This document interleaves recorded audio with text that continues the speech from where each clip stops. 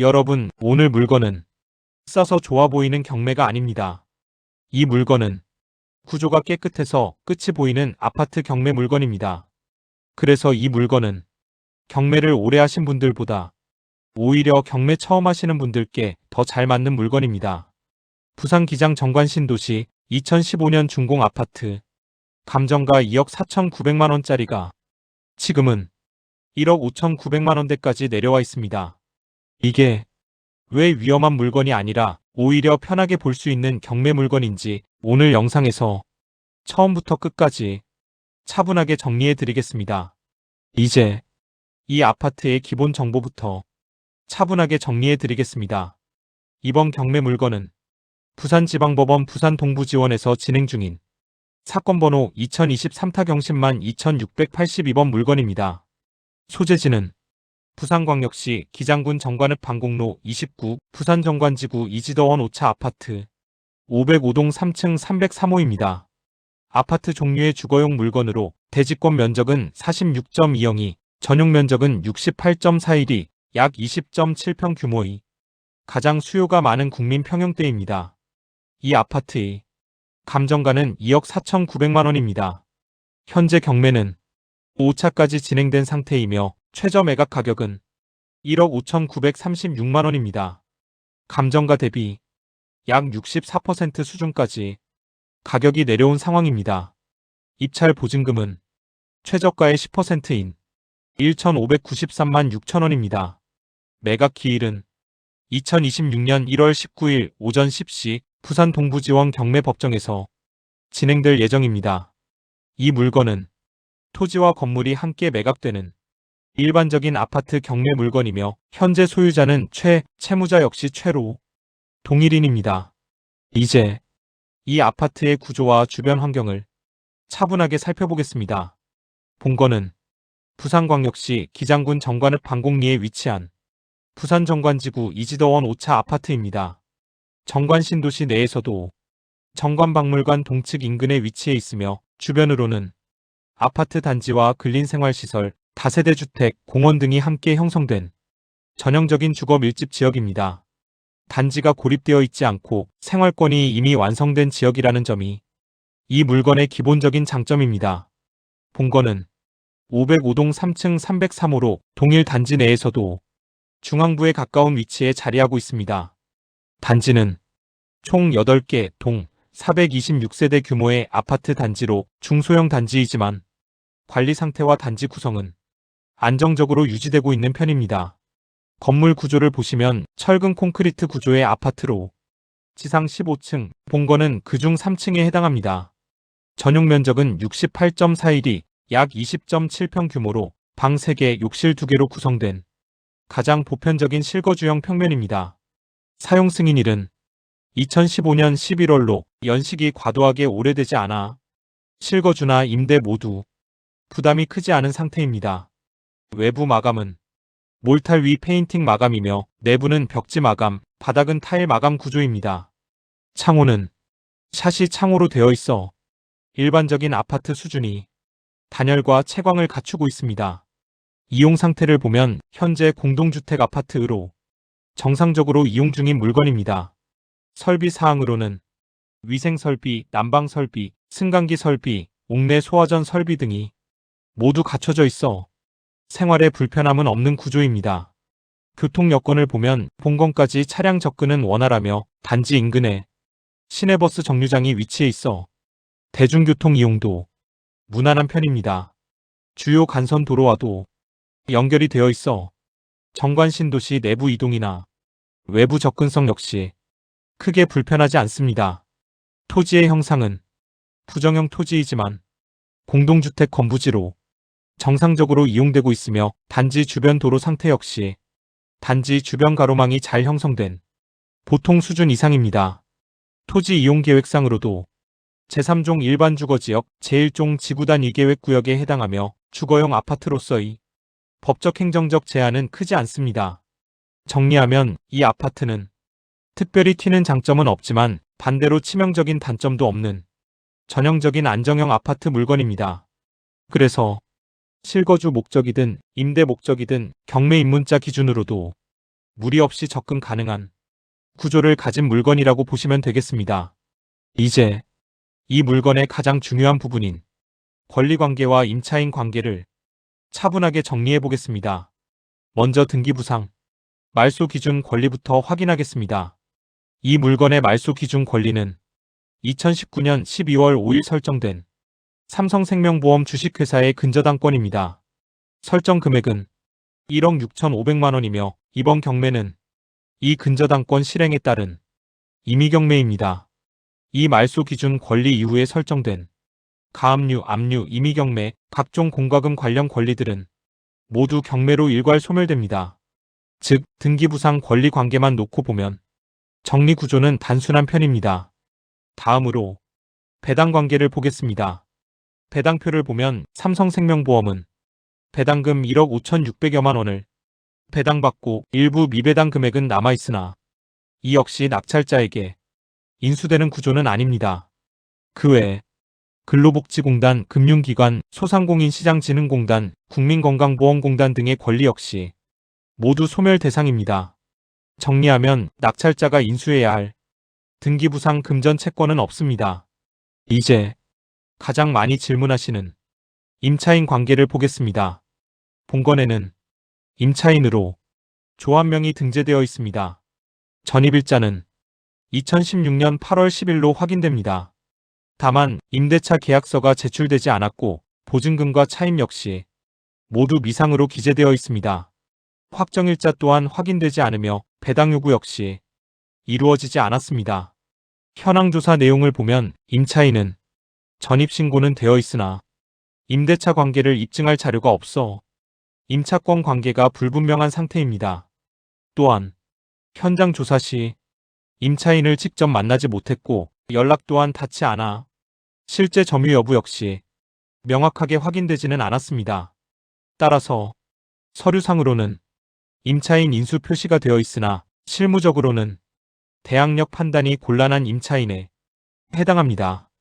이 부분을 정리해서 말씀드리면 이렇습니다. 이 물건은 임차인이 존재는 하지만 보증금이 얼마인지 알 수 없고 대항력과 우선변제권이 명확하게 성립된 상태라고 보기는 어렵습니다. 그래서 명도 과정에서는 협의 또는 소액 비용 범위 내에서 정리될 가능성을 염두에 두고 접근하시면 됩니다. 즉, 임차인이 있다고 해서 수억 원을 인수해야 하는 위험한 구조는 아니지만 명도 절차는 반드시 고려해야 하는 물건이라고 보시면 됩니다. 정리하면 이 물건의 권리 구조는 등기부 기준으로는 매우 단순한 편이고 임차인 부분은 불확실성은 존재하지만 치명적인 리스크로 보기는 어려운 관리 가능한 수준의 변수입니다. 그래서 이 물건은 권리 때문에 피해야 할 물건이 아니라 권리를 이해하고 들어가면 충분히 대응 가능한 물건이라고 정리할 수 있겠습니다. 이제 이 물건을 실제로 낙찰받았을 때 돈이 어떻게 들어가고 얼마를 준비해야 하는지를 숫자로 정리해 보겠습니다. 이번 가정은 다음과 같습니다. 이 물건은 최저 매각 가격에서 낙찰자는 1주택 보유자, 주택담보대출 70% 가능하다고 가정하겠습니다. 먼저 낙찰가부터 보겠습니다. 이번 물건이 최저 매각 가격은 1억 5,936만 원입니다. 이 금액을 기준으로 자금 조달 구조를 나누어 보겠습니다.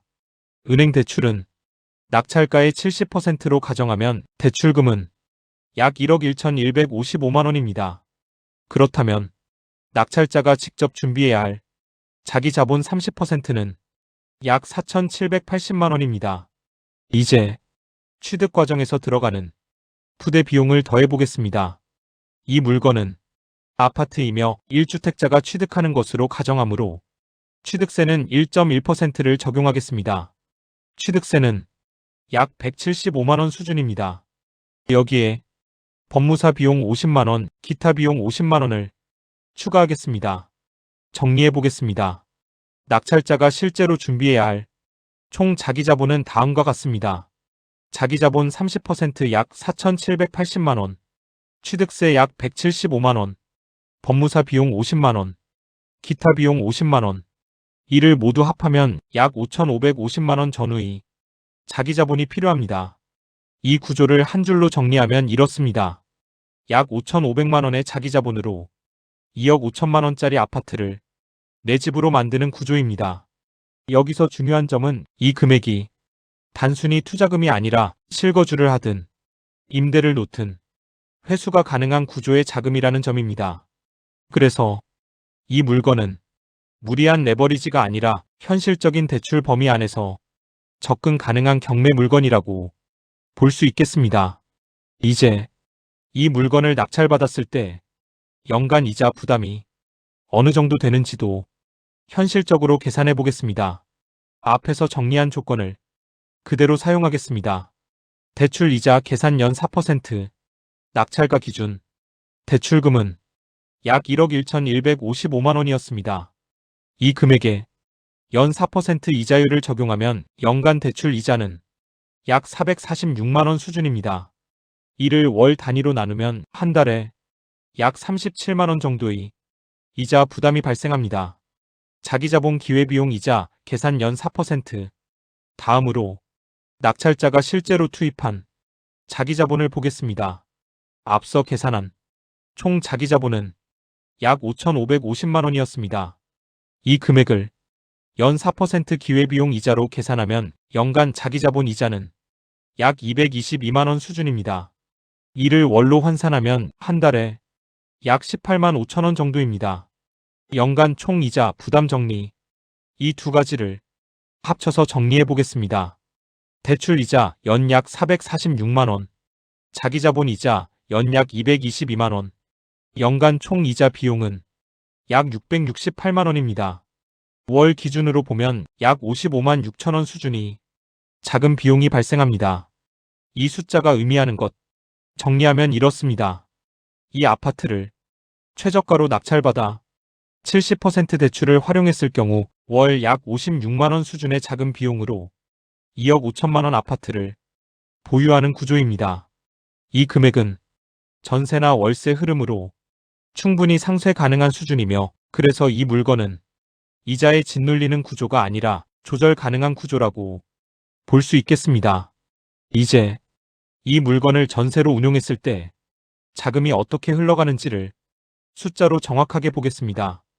여러분 여기서 잠시만요. 만약 여러분 중에 이 물건을 내 걸로 만들고 싶으시다거나 경매로 투자를 하고 싶은데 자신이 없으신 분은 아래 설명란에 있는 문의처로 연락을 주시면 저희들이 도와드릴 수 있습니다. 그리고 멤버십에 가입하시면 경매 물건을 분석하다가 어려운 부분이나 궁금한 사항을 언제든지 전화해서 문의하실 수 있습니다. 뿐만 아니라 정말 큰 돈 되는 경매 물건은 멤버십 회원에게만 공유됩니다. 그리고 돈 되는 경매 물건을 가장 먼저 받아보실 수 있습니다. 그리고 저희들이 이 영상 하나를 제작하기 위해 참 많은 노력과 시간이 들어갑니다. 여러분들의 구독과 좋아요, 알림 하나가 저희들의 영상 제작에 참 많은 도움이 됩니다. 부탁드리겠습니다. 그럼 계속 진행하겠습니다. 이번 가정은 단순합니다. 이 물건은 최저 매각 가격인 1억 5,936만 원에 낙찰되었고 낙찰자는 1주택 보유자로 주택담보대출 70%를 받았다고 가정하겠습니다. 먼저 낙찰 당시의 금융구조입니다. 낙찰가 1억 5,936만 원 중 은행 대출 70%는 약 1억 1,155만 원입니다. 낙찰자가 실제로 투입한 자기자본 30%는 약 4,780만 원입니다.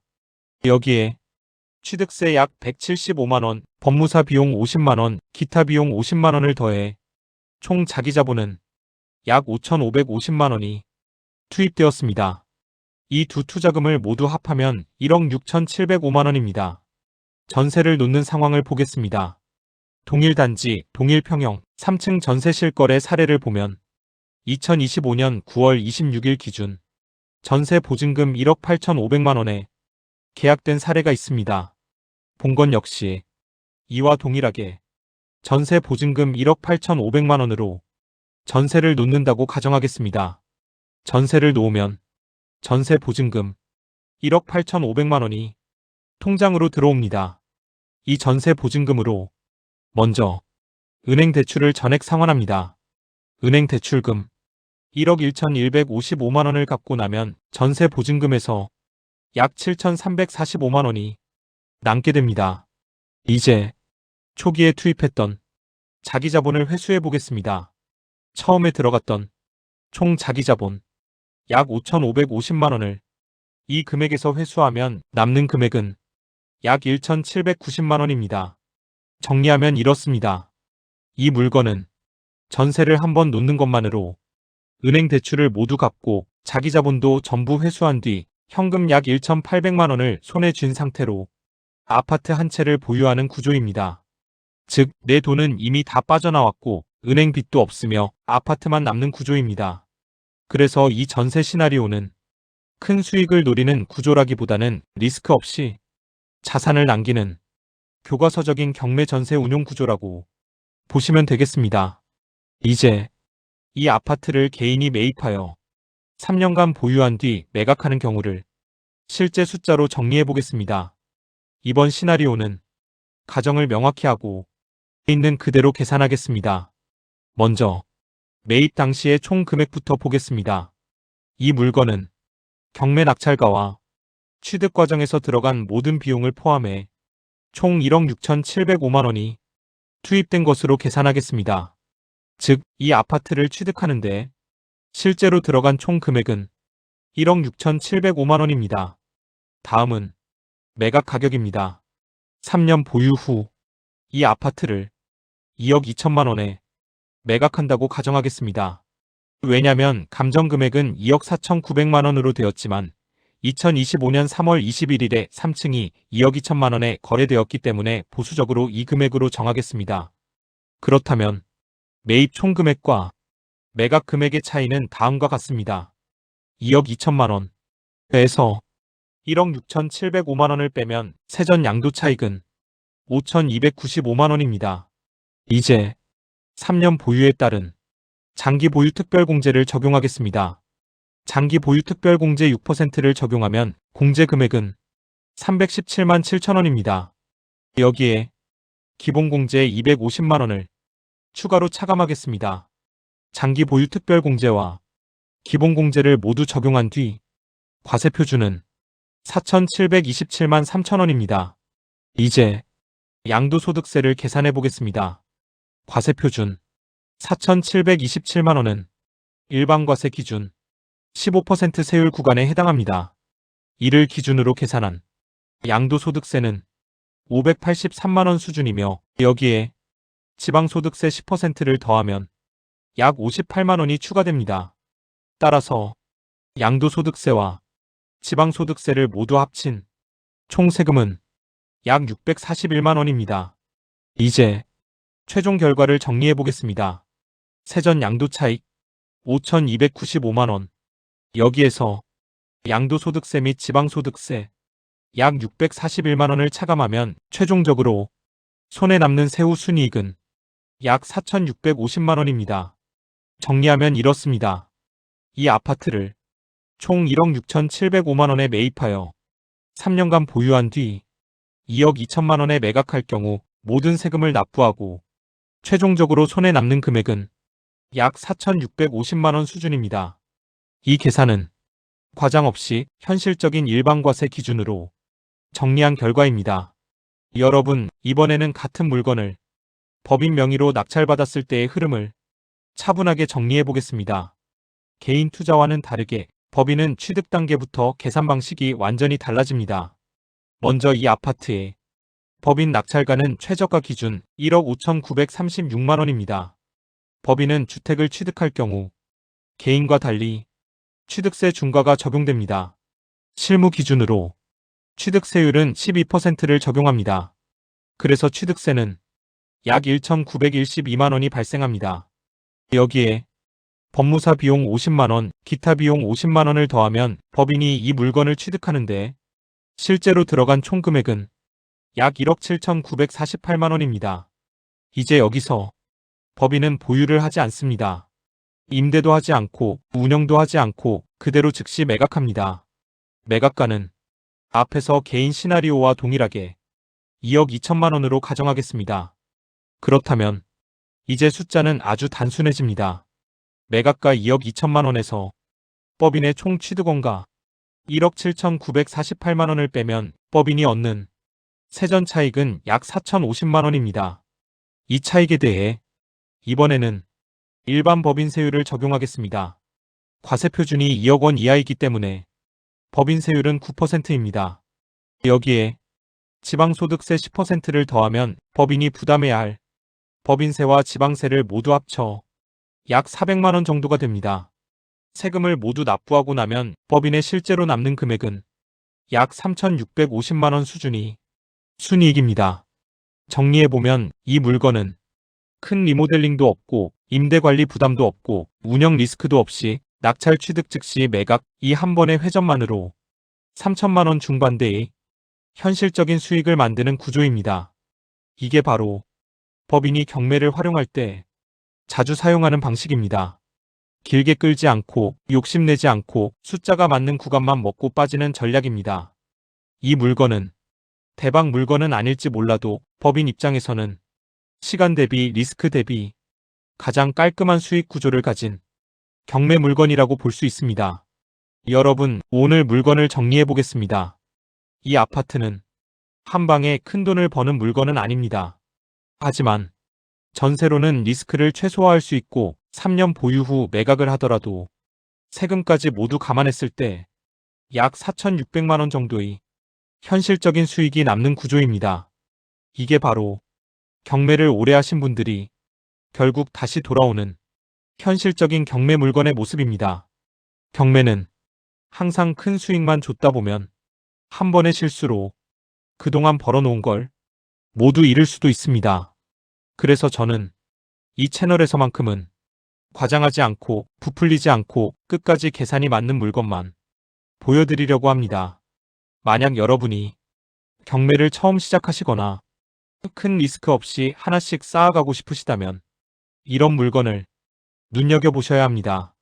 그리고 이 영상처럼 숫자 하나하나를 끝까지 검증하는 경매 분석 영상을 계속 보고 싶으시다면 아래에 있는 구독 버튼 꼭 한번 눌러주시고 알림 설정까지 해두시면 다음 영상도 바로 받아보실 수 있습니다. 또한 이 채널에서는 일반 공개 영상에서는 말씀드리지 못하는 조금 더 깊은 계산과 조금 더 현실적인 이야기들을 멤버십 전용 영상으로 따로 공유하고 있습니다. 경매 물건을 검색하던 중에 궁금한 것이 생긴다면 언제든지 전화로 문의일 수 있는 특혜가 있습니다. 이 물건을 내가 산다면 어떤 선택을 할지 영상에서는 못하는 솔직한 판단 이런 내용이 궁금하신 분들은 멤버십 가입도 한번 고려해 보셔도 좋겠습니다. 오늘 영상이 조금이라도 도움이 되셨다면 좋아요 버튼 한번 눌러주시는 것만으로도 이 채널에 큰 힘이 됩니다. 앞으로도 복잡한 말 대신 숫자로 보여드리는 경매 끝까지 책임지는 분석으로 여러분과 함께하겠습니다. 지금까지 실전경매 연구소였습니다. 시청해주셔서 감사합니다.